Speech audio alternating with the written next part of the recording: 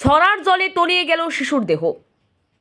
চিনিবাগান এলাকায় 4 বছরের এক শিশুকন্যা ছড়ার জলে তলিয়ে যায়। বৃহস্পতিবার বিকেলে 5:30 নাগাদ চিনিবাগানের সম্মুখে ইটভাটার পেছনে ডলুছড়া এলাকার ছড়ার জলে 4 বছরের শিশুকন্যাটি স্নান করতে গিয়ে জলে ডুব দেওয়া মাত্রই জলের তলে হারিয়ে যায়।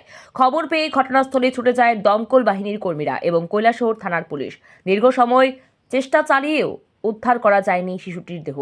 তবে সংবাদ লেখা পর্যন্ত জানা গেছে বর্তমানে উদ্ধার কাজ চলছে।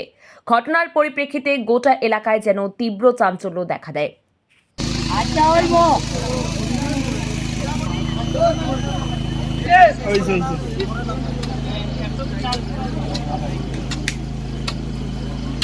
লাশ